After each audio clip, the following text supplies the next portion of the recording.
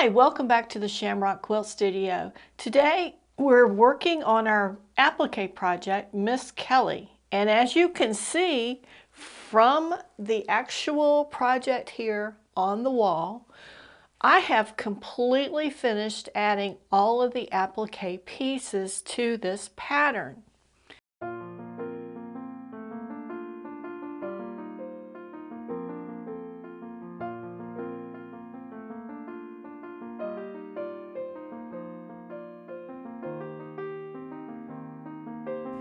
And welcome back to the Shamrock Quilt Studio.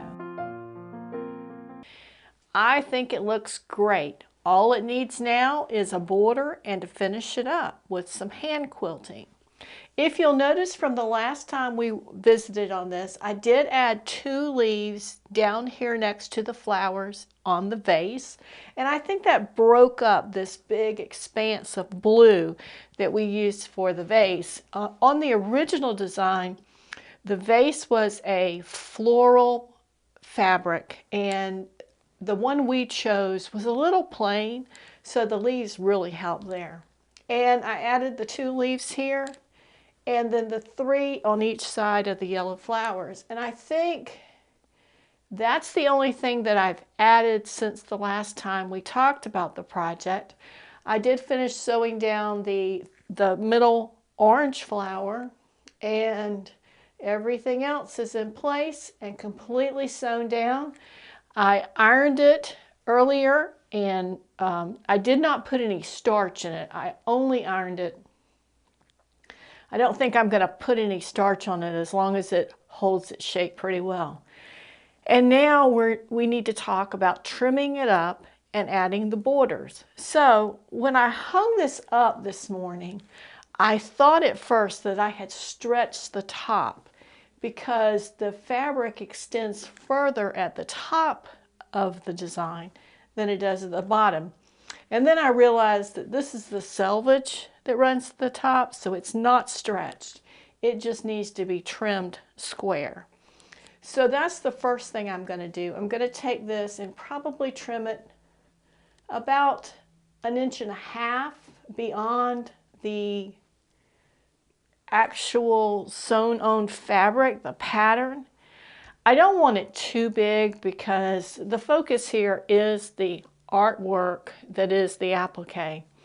So we don't want a whole lot of blank space. We want just enough that it looks like the border is the picture frame for this picture. And I am going to make my border excuse me, out of this dark purple. I think they refer to this as a grunge. I was looking real quick to see if it said anywhere on the selvage, and it does not. All it says is that it's cotton, or it has a little symbol for cotton. But I think this is a grunge fabric. It's multiple shades of purple, different hues, and it's kind of a blotched pattern. I recall at one point there was this phase that came through where the thing to do was to paint your walls and then either use a rag to dab them, or sometimes I think people even use little plastic bags and they would dab at the wall so they get a little texture on the wall. And they were doing that with a lot of things, but a lot of times it was just maybe a different shade of paint, or maybe even the actual paint itself, and it was just a little thicker in some places than others. I think that's what they're referring to as grunge in today's fabrics. And then for the backing on this, I found in my stash a light purple fabric that has that same texture. So I would call it a light purple, or maybe even a lilac grunge fabric. So with the 2 of them being the same type of design, it's going to go great. So we're just going to have the plain purple on the back, and then we'll have the binding out of one of the 2 fabrics. From the front side, I think it would be prettiest with the dark purple, But then if you ever wanted to flip it over and use the other side, of course, the light purple would be best. So we'll just kind of play that by ear right now and decide as we move right to that last point, the last task for this project. Because we will put the borders on, sandwich the quilt, and hand quilt it, and then move on to binding. So that's where we are.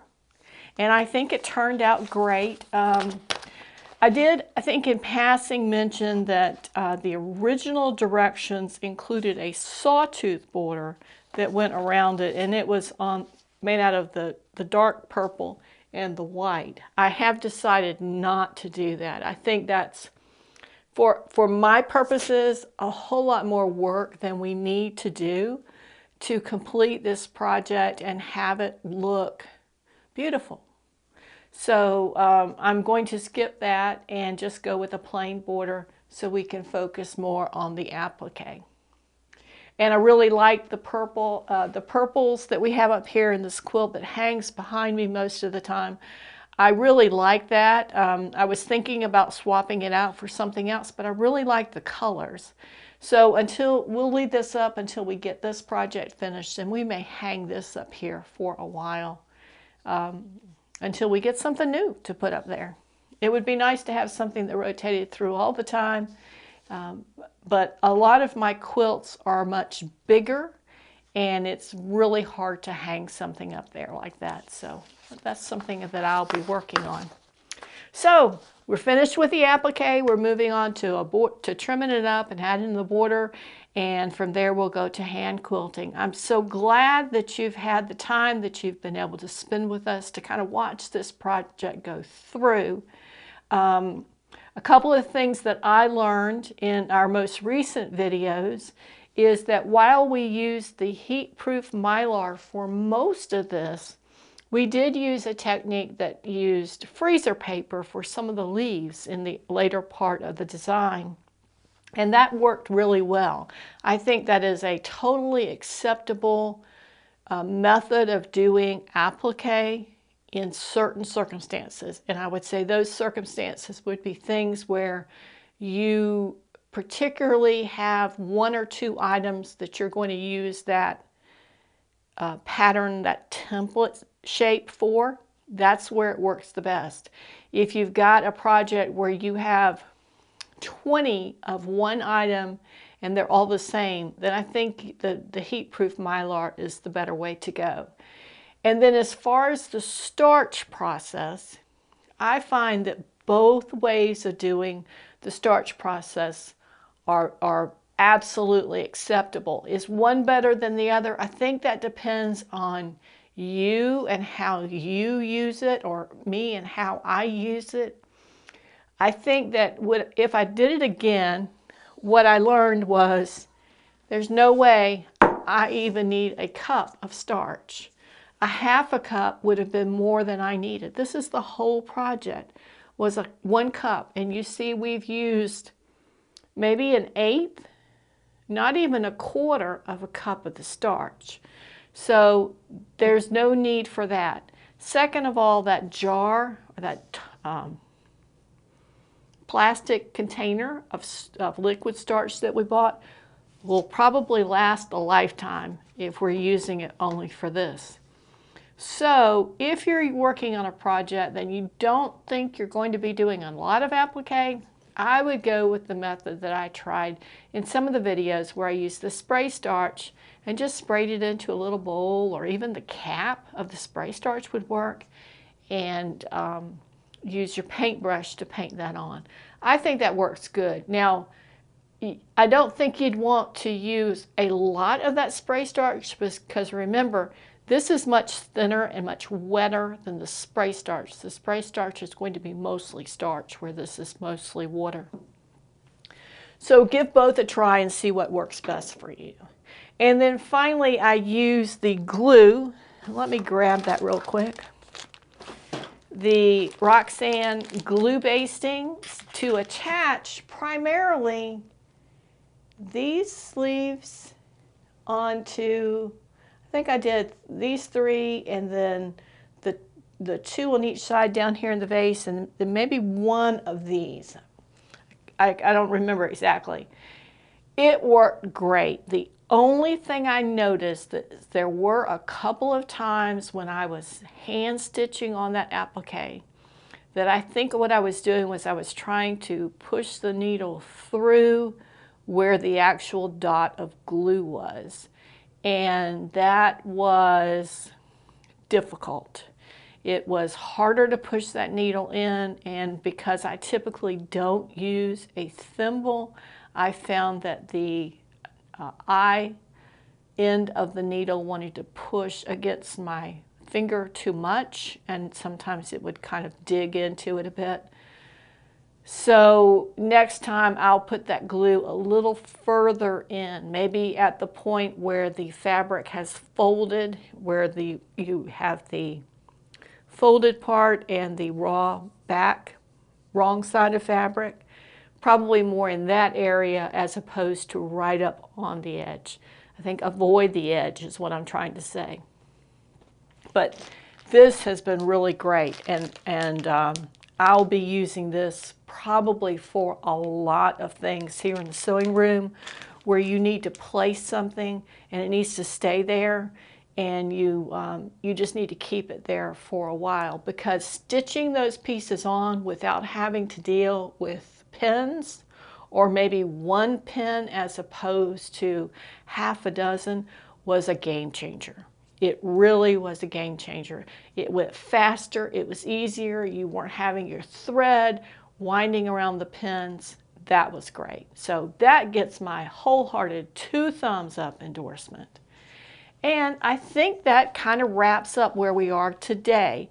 I'm going to be spending some time trimming this up, deciding exactly how wide we want to make it, how tall we can make it. And remember, we are working with those registration marks a bit, so I'm going to try to avoid that as much as possible. And I have not found that original brand white eraser, so I'm going to hit it one more time with the one I have and see if that makes it better, and then I'll start trimming from there and adding the border. I will be using a 1/2 inch seam allowance with the border because I find that they hold up better. It's usually at that border where it attaches the border to the background fabric, where you're going to want to, it's going to want to pull. It takes a little bit more of the aggression in moving things. So I like to give it that just a little bit bigger seam allowance, so it's got a little more security there. And that's about it. I know that the border is going to be at least, I would say, 3 inches finished around it, because I want it to be a nice big border, so something like that around it, and then the binding. So I don't know if I'm going to record that or not. We have talked about borders a lot in some of our videos, so I may proceed with this, perhaps with just some footage that I can include in our next video to show you where we are with the project. I anticipate at this point that that next video is probably going to be maybe some behind the scenes of sewing this border on, but the starting point of marking it for quilting. So be sure to like this video if it has been helpful to you in any way. If you've learned something, maybe it was about the glue basting or the some of the other techniques that we've used, or if there was something else in the video that you'd like to comment, please leave a comment as well. And be sure to subscribe to the channel so you're notified if you click that little bell, or add it to your notifications so you'll see when a new video comes on. And we'll be wrapping this up in the next couple of weeks and move on to hand quilting. It will be the first hand quilting project that we cover on the channel, because I think it will go very quickly, and you'll be able to see some of my techniques and how I mark it and how I move forward with stitching it, and some of the little tricks that I've learned about hand quilting. So be sure to join us next time here at the Shamrock Quilt Studio, and you have a great day.